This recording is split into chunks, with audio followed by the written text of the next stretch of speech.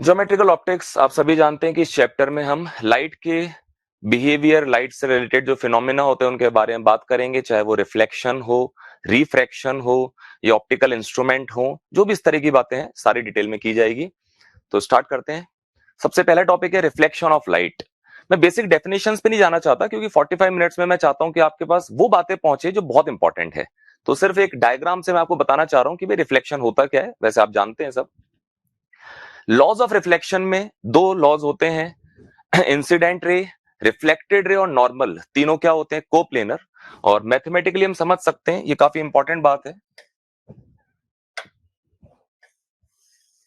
कि अगर ये तीनों वेक्टर्स आपस में सॉरी एक ही प्लेन में है तो इनमें से किन्हीं भी दो वेक्टर्स का अगर मैं क्रॉस प्रोडक्ट लूं और उसका डॉट प्रोडक्ट लूं तीसरे वेक्टर के साथ तो हमेशा क्या आता है? जीरो। ये बहुत इंपॉर्टेंट बात है। इस पे बहुत सिंपल से क्वेश्चंस या अच्छे क्वेश्चंस ही बन सकते हैं। मैं मेंस के हिसाब से कह रहा हूं कि अच्छे क्वेश्चंस बनाए जा सकते हैं। ये फॉर्मूला भी आप जरूर याद रखें। मेरा सजेशन है, कम से कम एडवांस के पेपर में हो सकता है इस पर एक अच्छा सवाल बनाया जा सके। इंसिडेंट रे को मैं इंसिडेंट रे की डायरेक्शन में यूनिट वेक्टर को ई कैप से डिनोट कर रहा हूं, रिफ्लेक्टेड रे के लिए आर कैप, नॉर्मल के लिए एन कैप। तो जो आर कैप होता है वो क्या होता है बच्चों? E cap minus 2 times E cap dot N cap, N cap. तो आप जरूर याद रखें इस फॉर्मूले को। आगे बढ़ते हैं।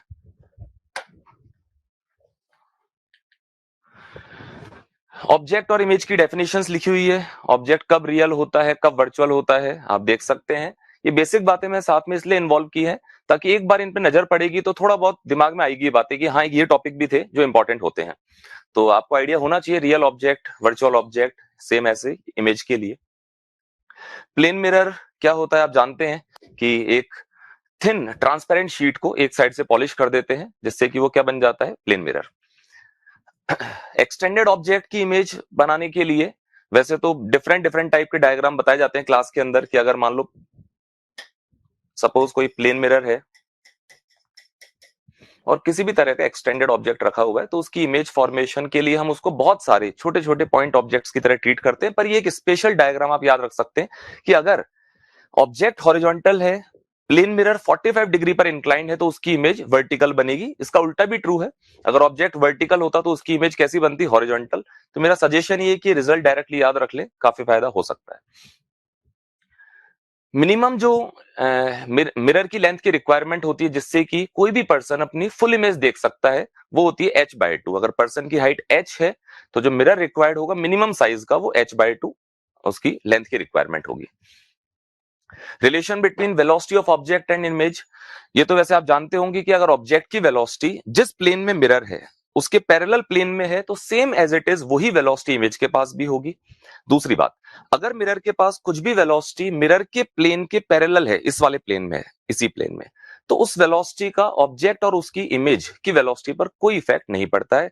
और सबसे इंपॉर्टेंट केस, अगर मिरर सपोज इस तरह से है, ऑब्जेक्ट की वेलोसिटी मिरर के प्लेन के परपेंडिकुलर है और सपोज मिरर के पास भी कुछ वेलोसिटी है इस डायरेक्शन में मिरर के परपेंडिकुलर, तो इमेज की वेलोसिटी, ऑब्जेक्ट की वेलोसिटी और मिरर की वेलोसिटी को हम इस वाले फॉर्मूले से बताते हैं। ये लिखा हुआ है velocity of image with respect to mirror equals to minus of velocity of object with respect to mirror. इसको ओपन करेंगे तो ये फॉर्मूला डायरेक्टली याद रख सकते हैं, मेंस के एग्जाम के हिसाब से इंपॉर्टेंट है। ये भी दो रिजल्ट्स आप जरूर याद रखें कि अगर हम इंसिडेंट रे को सपोज किसी भी सेंस में, मान लो क्लॉकवाइज सेंस में थीटा एंगल से रोटेट करते हैं, रिफ्लेक्टिंग सरफेस को रोटेट नहीं कर रहे हैं अभी, तो रिफ्लेक्टेड रे अपोजिट सेंस में सेम एंगल से रोटेट हो जाती है। और दूसरी प्रॉपर्टी, अगर हम रिफ्लेक्टिंग सरफेस को किसी भी सेंस में, मान लो सपोज क्लॉकवाइज सेंस में थीटा एंगल से रोटेट करते हैं, तो जो रिफ्लेक्टेड रे होती है, रिफ्लेक्टेड रे वो आप देखें सेम सेंस में लेकिन डबल एंगल से रोटेट होती है। ये फॉर्मूले आप जानते होंगे, जब भी दो मिरर्स किसी एंगल पे इंक्लाइंड होते हैं तो नंबर ऑफ इमेजेस, बहुत फेमस फॉर्मूला है 360 बाय थीटा वाला, आप इसकी हेल्प से, और सारी बातें इस पे लिखी हुई है, आप देख सकते हैं यहां से कि अगर ये इवन आएगा तो नंबर ऑफ इमेजेस m-1 होगी, ऑड आएगा तो उतनी इमेजेस बनेगी। दो केस होते हैं उसके अंदर, तो आप यहां से देखकर, और वैसे पता होगा आपको ये, पर फिर भी एक बार रिविजन के तौर पे मैंने इस स्लाइड को दिखाया है। टोटल ये भी मेरे हिसाब से एक इंपॉर्टेंट रिजल्ट है कि अगर दो मिरर किसी एंगल पर इंक्लाइंड है, सपोज थीटा एंगल पर, और कोई लाइट रे आती है और दो लगातार रिफ्लेक्शंस की अगर मैं बात करूं, दो लगातार रिफ्लेक्शन, तो जो डेविएशन प्रोड्यूस होता है, ये डेविएशन, इस डेविएशन का फॉर्मूला आप डायरेक्टली याद रख ले, 360 माइनस 2 थीटा, और ये डेविएशन इस बात से इंडिपेंडेंट होता है कि एंगल ऑफ इंसिडेंस कितना था। ठीक है, देन आगे बढ़ते हैं रिफ्लेक्शन टॉपिक में ही, स्फेरिकल सरफेस से mirror, sorry reflection. Spherical curved mirror के बारे में आप जानते हैं, principal axis, pole, radius of curvature आपको आइडिया होगा। अगर कोई भी रे प्रिंसिपल एक्सिस के पैरेलल आती है, पैरेक्शियल रे की बात चल रही है, तो फोकस से पास होती है, इस तरह से आप देख सकते हैं। और अगर ये रे पैरेक्शियल रे नहीं है, ये काफी ज्यादा हाइट पर आ रही है, या आप ऐसे समझें कि एंगल ऑफ इंसिडेंस जो है वो काफी ज्यादा है, तो रिफ्लेक्टेड रे प्रिंसिपल एक्सिस के जिस पॉइंट पर कट करती है, सेंटर से उस पॉइंट की जो डिस्टेंस है वो होती है r/2 cos i। काफी इंपॉर्टेंट फॉर्मूला है। सजेस्ट ये करूंगा कि एडवांस के एग्जाम में इसमें क्वेश्चंस आ सकता है, मेंस में थोड़ी सी प्रोबेबिलिटी कम है। फोकल लेंथ के बारे में आप जानते होंगे, ये सारे बेसिक डायग्राम दिखा रखे हैं मैंने। मिरर फॉर्मूला सारे बच्चों को पता होगा, चाहे वो नीट की तैयारी करता हो, चाहे वो आईआईटी की तैयारी करता हो। 1/v plus 1/u equals to 1/f, जहां पर f क्या होता है, r/2। ये फॉर्मूला वैलिड है ओनली फॉर पैरेक्शियल रेज। मैग्निफिकेशन का फॉर्मूला, ट्रांसवर्स मैग्निफिकेशन, इस पे जरूर ध्यान दें, कई बच्चे इसमें मिस्टेक कर देते हैं। ये फॉर्मूला तभी एप्लीकेबल है जब ऑब्जेक्ट जो है वो प्रिंसिपल एक्सिस के परपेंडिकुलर रखा हुआ हो। अगर प्रिंसिपल एक्सिस के अलोंग रखा होगा तो फिर फॉर्मूला नीचे लिखा हुआ है, उसके बारे में बात करेंगे अभी, तो इस बात का जरूर ध्यान रखें। ट्रांसवर्स मैग्निफिकेशन का फॉर्मूला तभी अप्लाई करना है जब ऑब्जेक्ट प्रिंसिपल एक्सिस के परपेंडिकुलर हो। अगर object along the principal axis रखा हुआ और बहुत छोटे साइज का ऑब्जेक्ट है, तो आपके लिए जो आपके पास फॉर्मूला है वो ये है। डीवी का मतलब है very small length of image, DU का मतलब very small length of object, V और यू के सिंबल्स आप जानते हैं, coordinate of image, coordinate of object. ये माइनस साइन इस बात को बताता है कि इन्वर्टेड इमेज बनेगी। इट मींस अगर ऑब्जेक्ट प्रिंसिपल एक्सिस के अलोंग ऐसे फेस करके रखा हुआ है तो उसकी इमेज अपोजिट ओरिएंटेशन के साथ बनेगी। Velocity of object, of moving object, ये भी बहुत इंपॉर्टेंट टॉपिक है। स्फेरिकल मिरर के केस में अगर ऑब्जेक्ट प्रिंसिपल एक्सिस के अलोंग मूव करता है और मिरर के पास भी velocity along the principal axis है, तो हमारे पास फॉर्मूला होता है ये वाला, velocity of image with respect to mirror equals to minus V square by U square, velocity of object with respect to mirror. इसको ओपन करके आप लिख सकते हैं V I minus V M, same ऐसे यहां पर वीओ माइनस वी एम। ध्यान रखना, ये फॉर्मूला तभी एप्लीकेबल है, मैं फिर बार बार बोल रहा हूं, बहुत इंपॉर्टेंट बात है, जब ऑब्जेक्ट या मिरर की वेलोसिटीज प्रिंसिपल एक्सिस के अलोंग हो।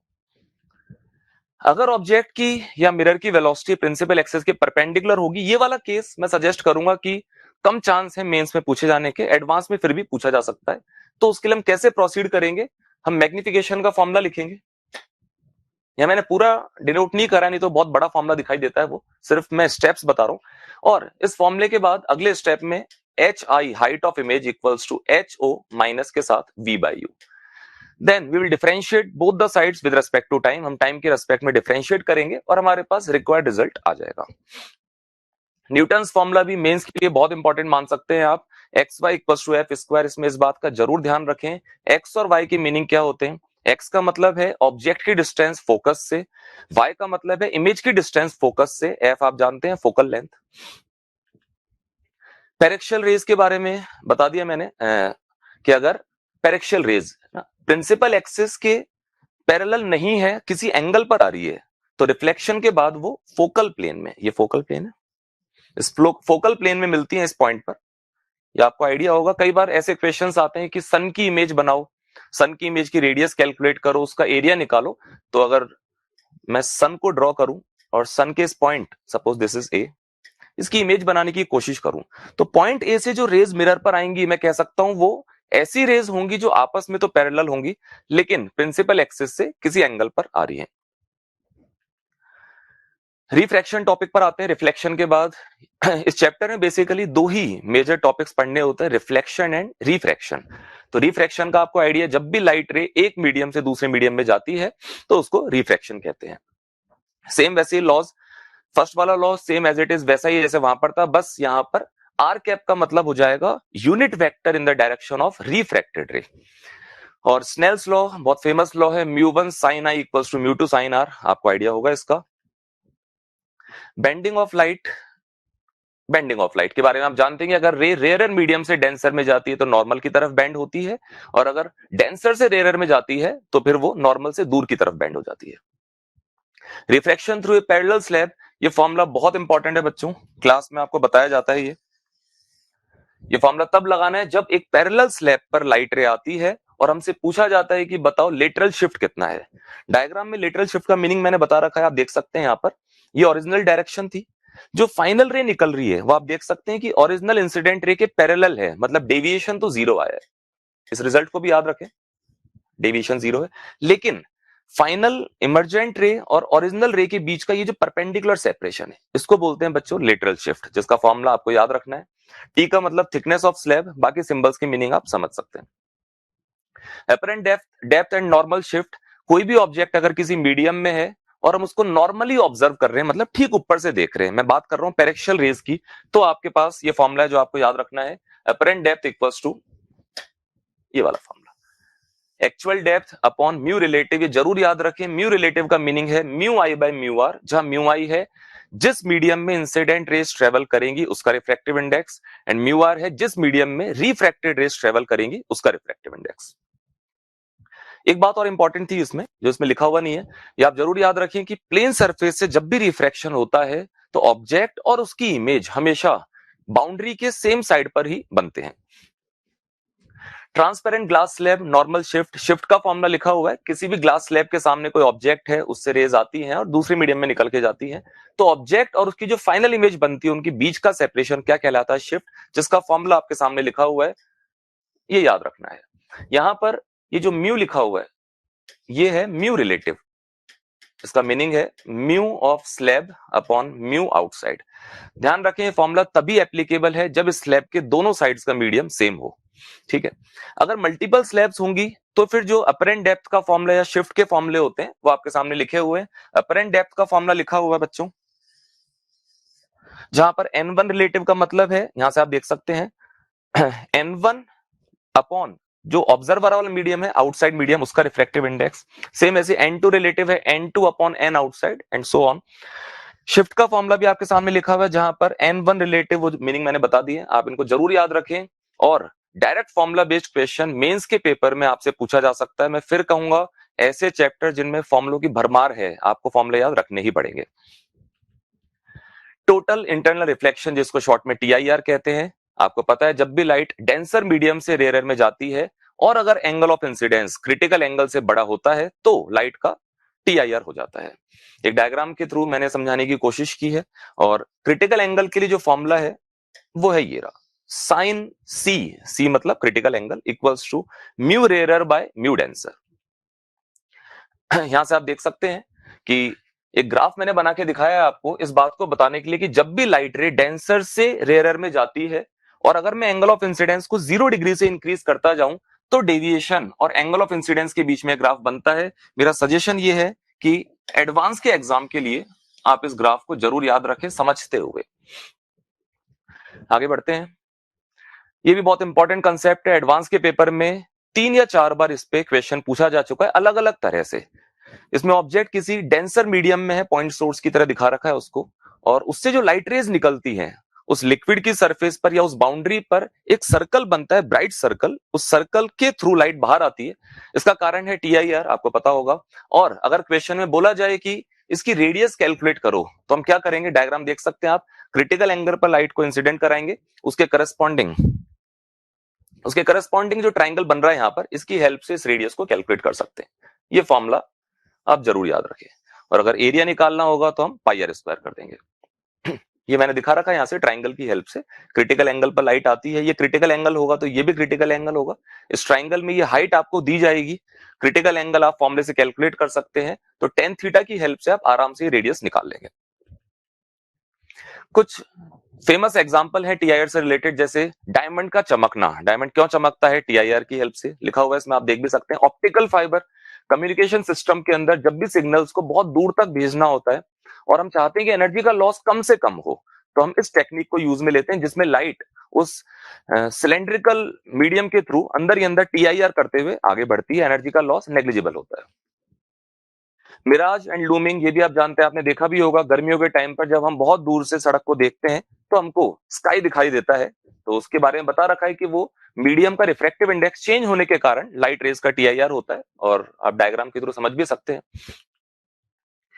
नेक्स्ट आते हैं बच्चों प्रिज्म पर, बहुत इंपॉर्टेंट टॉपिक है। लास्ट ईयर और last two last year prism के कई क्वेश्चंस मेंस के अंदर पूछे जा चुके हैं, वो भी फॉर्मूला बेस्ड। अगर आपको बेसिक फॉर्मूले पर अच्छी कमांड है तो आप बहुत इजीली इसके क्वेश्चंस कर सकते हैं। ये मैंने सिर्फ डायग्राम से बताया कि प्रिज्म का 3D स्ट्रक्चर कैसा होता है, angle of prism, angle of incidence, internal जो एंगल्स हैं आर, आर डैश, इस तरह के बेसिक सिंबल्स मैंने दिखाने की कोशिश की है। अच्छा एक बात और, ये बहुत इंपॉर्टेंट फॉर्मूला, किसी भी प्रिज्म से जो डेविएशन का फॉर्मूला है बच्चों वो क्या होता है, आई प्लस ई माइनस ए। ये जरूर याद रखें, बेसिक फॉर्मूला है डेविएशन का। अगर एंगल छोटा होगा प्रिज्म का तो अभी देखेंगे क्या फॉर्मूला निकल के आता है। दो केस बहुत इंपॉर्टेंट है, एक है मिनिमम डेविएशन, एक है मैक्सिमम डेविएशन। मिनिमम डेविएशन के केस में ये याद रखना है आपको कि आई और ई की वैल्यू इक्वल होती है, और जो R1 R2 या R और R डैश जो भी आप कहना चाहें वो a/2 के बराबर होते हैं। फिर हम स्नेल्स लॉ अप्लाई करके फर्स्ट सरफेस पर एंगल आई की वैल्यू निकाल सकते हैं इजीली, और मिनिमम डेविएशन तक पहुंच सकते हैं। मिनिमम डेविएशन के लिए ही अगर हम स्नेल्स लॉ अप्लाई करें तो ये फॉर्मूला बना रखा है, आप चाहे तो याद रखें। और ये जो फॉर्मूला है, ये मेरा सजेशन है कि आप जरूर याद रखें। इस पर डायरेक्ट फॉर्मूला बेस्ड क्वेश्चन पूछा जाएगा अगर, तो आपका बहुत टाइम बचेगा। बिना इसके भी सॉल्व कर सकते हैं डायग्राम बनाते हुए, स्नेल्स लॉ अप्लाई करते हुए। ठीक है, अगर प्रिज्म का एंगल बहुत स्मॉल है और एंगल ऑफ इंसिडेंस भी स्मॉल है, कई बार क्या होता है क्वेश्चन में एग्जामिनर ये लिखना भूल जाते हैं कि एंगल ऑफ इंसिडेंस स्मॉल है, तो बाय डिफॉल्ट अगर सिर्फ ये लिख दिया उन्होंने कि प्रिज्म एंगल इज स्मॉल, तो आप मान के चलें कि एंगल ऑफ इंसिडेंस को भी स्मॉल ही ट्रीट करके वो चल रहे होंगे। और इस तरह की सिचुएशन में मिनिमम डेविएशन का फॉर्मूला आता है म्यू रिलेटिव -1 इनटू ए, जहां पर इस म्यू रिलेटिव का मीनिंग है, दिस इज म्यू रिलेटिव, ये है refractive index of prism upon refractive index of outside medium. ये ग्राफ आपके सामने है, बहुत फेमस ग्राफ है, जिसमें इसी बात को बताया गया है कि किसी भी डेविएशन के करस्पॉन्डिंग दो अलग अलग एंगल ऑफ इंसिडेंस पाए जाते हैं।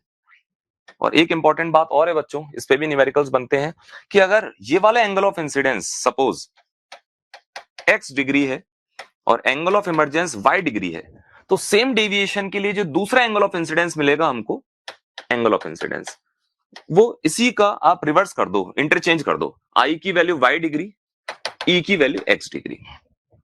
ठीक है, आगे बढ़ते हैं। कंडीशन फॉर मैक्सिमम डेविएशन, जैसा कि मैंने कहा था अभी आपसे कि दो केसेस बहुत इंपॉर्टेंट है, minimum deviation and maximum deviation. तो मैक्सिमम डेविएशन की कंडीशन में ये जो रिफ्रैक्टेड रे है, ये बिल्कुल प्रिज्म की सरफेस के टेंजेंशियली निकल के जाती है, और आपको पता होगा कि इस तरह की सिचुएशन में ये जो एंगल है ये क्रिटिकल एंगल के बराबर होना चाहिए। ये क्रिटिकल एंगल होगा तो फिर जो R1 एंगल है वो a माइनस सी हो जाएगा, और बहुत इजीली आप यहां पर स्नेल्स लॉ अप्लाई करके एंगल ऑफ इंसिडेंस पता कर सकते हैं। देन डेविएशन का फॉर्मूला अप्लाई करके I प्लस ई माइनस ए, जहां पर E हो गया अपना 90 डिग्री, I हमने अभी अभी कैलकुलेट किया स्नेल्स लॉ की हेल्प से, A जो है प्रिज्म एंगल, ये क्वेश्चन में दिया जाएगा। Refraction at spherical surface, spherical surface से रिफ्रैक्शन के लिए मैं ये सजेस्ट करूंगा कि कम से कम ये दो फॉर्मूले आप जरूर याद रखें। पहला फॉर्मूला तो इस बात को बताता है कि इमेज फॉर्मेशन, मतलब इमेज कहां बनेगी वो पता करने के लिए हम इस फॉर्मूले को यूज में लेते हैं। हर एक टर्म का बहुत क्लियर मीनिंग आपके दिमाग में होना चाहिए। ऑब्जेक्ट का कोऑर्डिनेट है u, इमेज का कोऑर्डिनेट v, n1 n2 बहुत क्लियर होने चाहिए। ये जो n2 है इसका मतलब है जिस मीडियम में रिफ्रैक्टेड रेज ट्रेवल करती है उसका रिफ्रैक्टिव इंडेक्स, n1 है जिस मीडियम में इंसिडेंट रेज ट्रेवल करती है उसका रिफ्रैक्टिव इंडेक्स। सेकंड, ये जो फॉर्मूला है सेकंड वाला, ये है लिटरल मैग्निफिकेशन के लिए, ये क्लियर दिमाग में रखें। ये फॉर्मूला तभी एप्लीकेबल है जब जो ऑब्जेक्ट है वो इस प्रिंसिपल एक्सिस के परपेंडिकुलर रखा हुआ। अगर वो अलोंग द प्रिंसिपल एक्सिस रखा होगा तो मैं बताऊंगा भी आपको, पर ये फॉर्मूला सिर्फ और सिर्फ इसी तरह की सिचुएशन में वैलिड है। आप दोनों में से कोई सा भी फॉर्मूला लगा सकते हैं। अगर ऑब्जेक्ट प्रिंसिपल एक्सिस के अलोंग रखा होगा तो क्या करेंगे, तो हम जानते हैं कि जिस तरह से मिरर में हम इस बेसिक फॉर्मूले को डिफरेंशिएट किया करते थे, u और v का जो रिलेशन होता था, सेम वैसे ही यहां पर इसको डिफरेंशिएट करेंगे। उससे मेरे पास dv equals to some function of something into dv, इस तरह की फॉर्म में आ जाएगा डिफरेंशिएट करने पर। और अभी थोड़ी देर पहले मैंने आपको बताया था मिरर में कि dv का मतलब है very small length of image, du का मतलब है very small length of object. तो इस तरह के फॉर्मूले आप अपने आप डिराइव कर सकते हैं। अगर कभी वो सपोज ऑब्जेक्ट या उसकी इमेज की वेलोसिटी के बारे में आपसे चर्चा करें, अलोंग द एक्सिस की बात कर रहा हूं मैं, तो सेम वही तरीका अपनाएंगे, डिफरेंशिएट करेंगे टाइम के रेस्पेक्ट में, उससे आपके पास dv by dt and du by dt का रिलेशन आएगा, और मीनिंग आप समझते हैं, dv बाई dt है इमेज की वेलोसिटी, du बाई dt है ऑब्जेक्ट की वेलोसिटी। थिन लेंसेज पे आते हैं बच्चों। लेंस बहुत इंपॉर्टेंट टॉपिक है, हर साल हर पेपर में आप मान के चलें ऑन एन एवरेज एक क्वेश्चन पूछा जा रहा है इससे पिछले 2-3 सालों के अंदर, मेंस की बात कर रहा हूं मैं। और लेंस अलग अलग तरह के होते हैं, आप डायग्राम जानते हैं। इमेज फॉर्मेशन के लिए जो फॉर्मूला होता है वो आपके सामने है, और ये आप सभी जानते होंगे कि जो राइट साइड में लिखा हुआ है इसको हम 1/f कहते हैं, मतलब ये फॉर्मूला फाइनली ऐसे दिखाई देगा, 1/v minus 1/u equals to 1/f, यहां लिखा हुआ है। लेंस मेकर्स फॉर्मूला बहुत फेमस फॉर्मूला जो है 1/f वाला, एक सेकेंड मैं यहां पे लिख देता हूं, ये थोड़ा सा प्रिंट नहीं हो पाया। 1/f equals to refractive index of lens upon refractive index of outside medium minus 1 bracket में 1/r1 माइनस 1/r2। वैसे तो आपको पता है फॉर्मूला, पर फिर भी इस फॉर्मूले में इस बात का ध्यान रखना है कि ये फॉर्मूला तभी एप्लीकेबल है जब लेंस के दोनों तरफ का मीडियम सेम हो। सेम ऐसे ही जो फॉर्मूला मैंने अभी आपको बताया था, ये वाला फॉर्मूला, ये भी तभी एप्लीकेबल है जब लेंस के दोनों तरफ का मीडियम सेम हो। तो इन बातों का ध्यान रखें। लेंस के दो फोकस होते हैं, सब कुछ लिखा होगा। अगर लेंस पर पैरेलल रेज डाली जाए तो जिस पॉइंट पर वो मिलती हैं या एक्सटेंड करने पर मिलती हैं उसको फोकस कहते हैं। आगे बढ़ते हैं बच्चों। ट्रांसवर्स मैग्निफिकेशन, अगेन जैसे स्फेरिकल मिरर में हमने देखा, जैसे हमने स्फेरिकल सरफेस में देखा, बिल्कुल सेम ऐसे ही लेंस के केस में भी अगर ऑब्जेक्ट प्रिंसिपल एक्सिस के परपेंडिकुलर है और उसकी इमेज की हाइट और ऑब्जेक्ट की हाइट का रेशियो हमको निकालना है, तो इस फॉर्मूले से हम बहुत इजीली कैलकुलेट कर सकते हैं। इसको मैंने एफ की टर्म में भी कन्वर्ट करके लिखा हुआ है, आप चाहे तो ऐसे भी याद रख सकते हैं, अदरवाइज कन्वर्ट भी कर सकते हैं अपने आप। ये जरूर ध्यान रखना कि लेंस जो बात चल रही है वो थिन लेंस होना चाहिए। अगर वो थिक लेंस होगा तो फिर जो है फॉर्मूले वो एप्लीकेबल नहीं होंगे, और तब हमको एक एक सरफेस पर स्फेरिकल सरफेस की तरह ट्रीट करते हुए बेसिक जो तरीका होता है उसकी हेल्प से इमेज फॉर्मेशन तक पहुंचना पड़ेगा। Next, displacement method. Displacement method बहुत इंपॉर्टेंट मेथड है जिसमें हम स्क्रीन और ऑब्जेक्ट की पोजीशन को फिक्स रखते हुए सिर्फ ऑब्जेक्ट को लेंस को डिस्प्लेस कराते हैं, और लेंस की दो डिफरेंट पोजीशंस के करस्पॉन्डिंग स्क्रीन पर इमेज फॉर्म करवाते हैं। इसके रिजल्ट की बात करूं तो आप ये रिजल्ट जरूर याद रख सकते हैं कि जो मिनिमम सेपरेशन है स्क्रीन और ऑब्जेक्ट के बीच का वो कम से कम 4f तो होना ही चाहिए, इससे ज्यादा भी हो सकता है पर कम नहीं होना चाहिए। दूसरा इंपॉर्टेंट रिजल्ट यहां लिखा हुआ है मैंने कि ऑब्जेक्ट की height equals to root of h1 h2, जहां पर h1 है लेंस की फर्स्ट पोजीशन के करस्पॉन्डिंग इमेज की हाइट, h2 है लेंस की सेकंड पोजीशन के करस्पॉन्डिंग इमेज की हाइट। देन उसके बाद बेसिक डायग्राम कि अगर ऑब्जेक्ट इंफिनिटी पर होता है तो इमेज कहां बनती है, ऑब्जेक्ट अगर इंफिनिटी और 2f के बीच में होता है तो इमेज कहां बनती है, इस तरह की बातें यहां पर लिखी हुई है, आप देख सकते हैं ये सारी बातें। आगे बढ़ते हैं बच्चों। कॉम्बिनेशन ऑफ लेंसेज अगेन बहुत इंपॉर्टेंट टॉपिक, खासकर एडवांस के हिसाब से मैं कहूंगा कि ज्यादा इंपॉर्टेंट है। अगर लेंसेज का कॉम्बिनेशन है, लेंस बहुत पास पास रखे हुए हैं, तो ये फॉर्मूला जो आपके सामने लिखा हुआ है ये एप्लीकेबल है। और इसमें इस बात का ध्यान रखना है कि ये जो f1 f2 f3 है इनको विद साइन रखना है। कन्वर्जिंग लेंस है तो प्लस साइन के साथ, डाइवर्जिंग है तो माइनस के साथ। अगर लेंसेज के बीच का सेपरेशन ज्यादा है तो ये वाला फॉर्मूला एप्लीकेबल है। जनरली इस फॉर्मूले पर हम ज्यादा ध्यान नहीं देते हैं, लेकिन मेंस के पेपर में इस पर क्वेश्चन पूछा जा चुका है। इसमें आप ध्यान रखें डी है उन लेंसेज के बीच का सेपरेशन, बाकी सिंबल्स की मीनिंग आप समझते हैं, और वो जो इक्विवेलेंट लेंस है उसकी जो पोजीशन है वो हम इससे देते हैं -d into capital F upon F1 से। आप देख सकते हैं यहां पर कुछ बेसिक बातें बता रखी है कि किस तरह से इंटेंसिटी का इफेक्ट पड़ता है रेडियस ऑफ अपर्चर के अकॉर्डिंग। और यही जो कट करने वाली बात होती है कि अगर लेंस को हम मिडिल में से कट कर दें इस तरह से, ये रिजल्ट भी आप याद रखें। अगर इस एक्चुअल लेंथ की फोकल लेंथ f थी तो कट होने के बाद हर एक पार्ट की फोकल लेंथ डबल हो जाती है, और अगर मैं कट इस तरह से कर रहा हूं इस तरह से, तो ये जो पार्ट है ये वाला पार्ट, इसकी फोकल लेंथ पे कोई इफेक्ट नहीं पड़ता है। जो ओरिजिनल लेंस की फोकल लेंथ थी वो भी इसी की फोकल लेंथ है। पावर ऑफ लेंस के लिए फॉर्मूला याद रखें 1/f, जिसमें f को हमेशा मीटर में रखना है, और पावर की यूनिट क्या होती है बच्चों, dioptre. Combination of lens and mirror, अगर लेंस और मिरर का कॉम्बिनेशन है और बहुत पास पास रखे हुए हैं तो अगेन आपको फॉर्मूला याद रखना पड़ेगा, काफी इंपॉर्टेंट फॉर्मूला है 1/f equivalent. Equals to 1/fm minus 2/fl, जहां पर fm है उस मिरर की फोकल लेंथ साइन के साथ, इस बात का जरूर ध्यान रखें।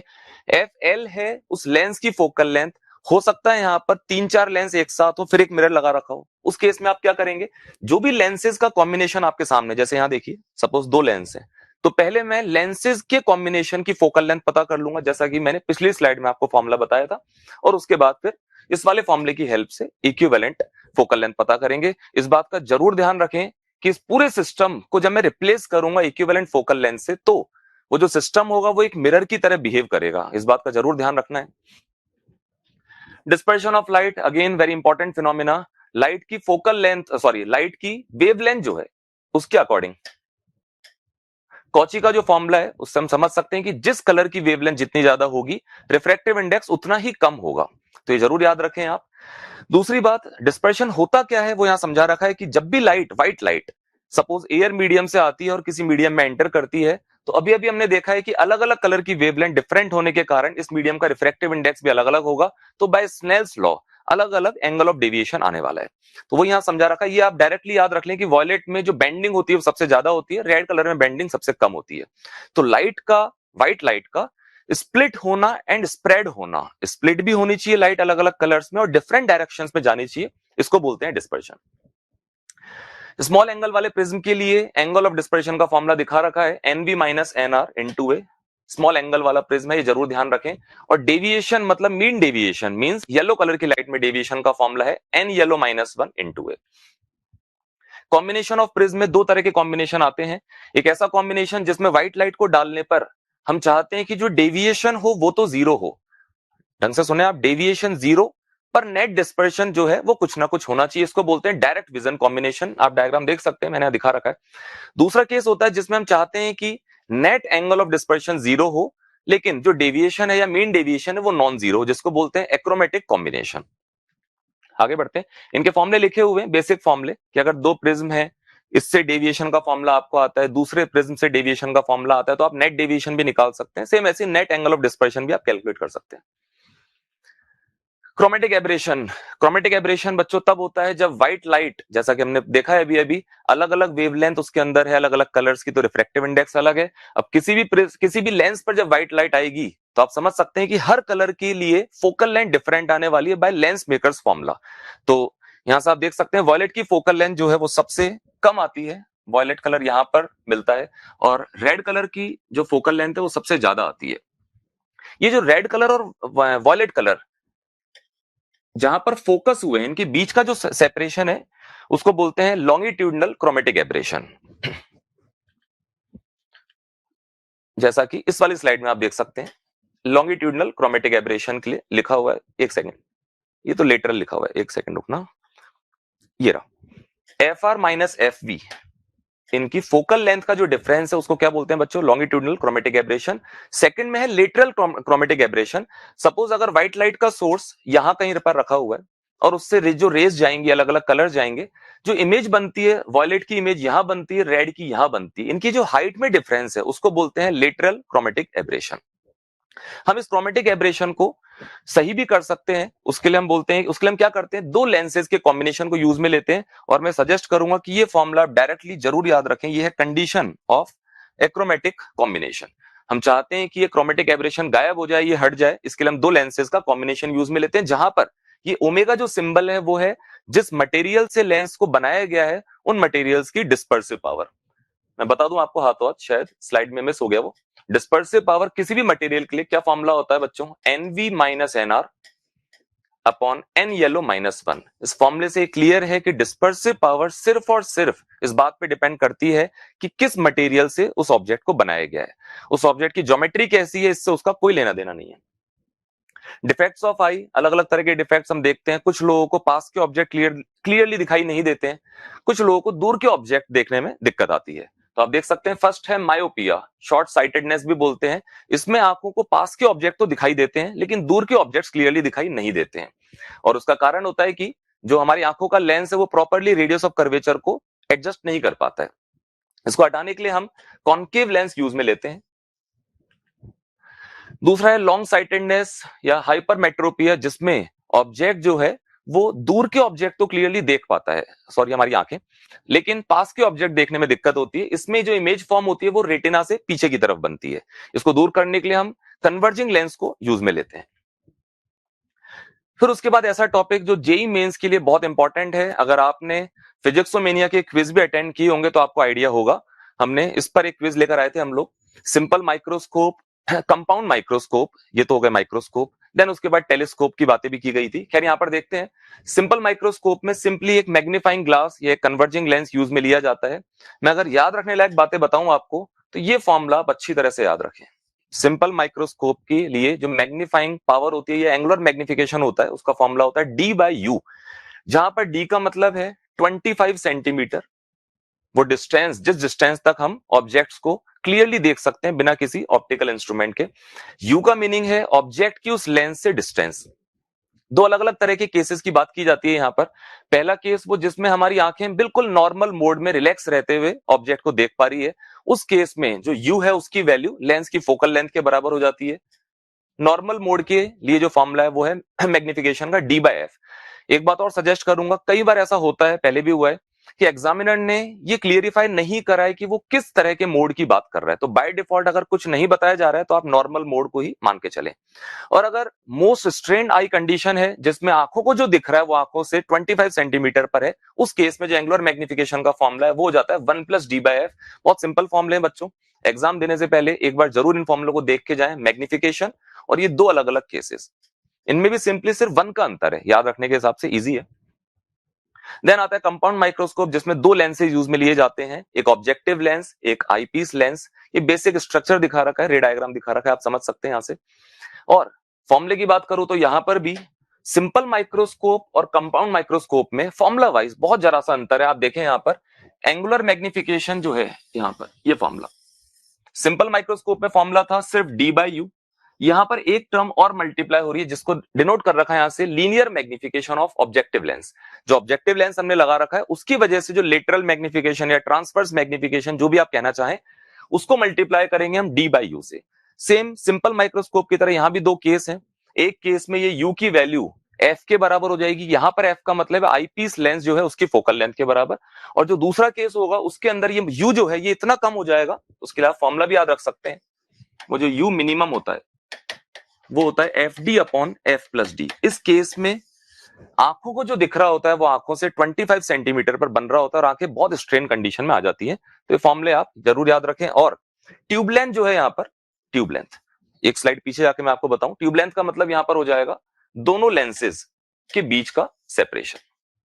तो ट्यूब लेंथ कितनी हो जाएगी बच्चों, देखो वी नॉट मतलब ऑब्जेक्टिव लेंस ने जो इमेज बनाई उसकी डिस्टेंस प्लस आईपीस लेंस से यहां तक की जो डिस्टेंस है इसको यू ई से डिनोट किया जा रहा है। एस्ट्रोनॉमिकल टेलीस्कोप में भी दो लेंस यूज में लिए जाते हैं, objective lens, eyepiece lens. Basic diagram है आपके सामने यहाँ पर। अगेन मैग्निफिकेशन जो होगा इसमें एंगुलर मैग्निफिकेशन, उसका फॉर्मूला है एफ ओ बाई यू। ये माइनस साइन इस बात को इंडिकेट कर रहा है कि इमेज जो है वो इन्वर्टेड बन रही है। आप चाहे तो मॉड भी लगा सकते हैं। यहाँ अगेन वापस दो केसेस, मोस्ट स्ट्रेन आई वाला केस और नॉर्मल मोड वाला केस। नॉर्मल मोड में आप देखें एंगुलर मैग्निफिकेशन में यू की जगह मैंने क्या रख दिया, आईपीस लेंस की focal length. Again most strain condition के लिए यू की जगह क्या रख देंगे अपन, f d upon f plus d, जहां एफ का मतलब है एफ ई आईपीस लेंस। तो ये फॉर्मूले अगेन आप याद रखें।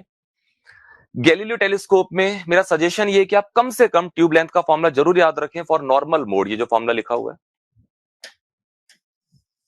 बाकी फॉर्मूले भी लिखे हुए आपके सामने, एंगुलर मैग्निफिकेशन का जनरल फॉर्मूला लिखा हुआ है, दो अलग अलग केसेस के करस्पॉन्डिंग यहाँ पर फॉर्मूले लिखे हुए हैं।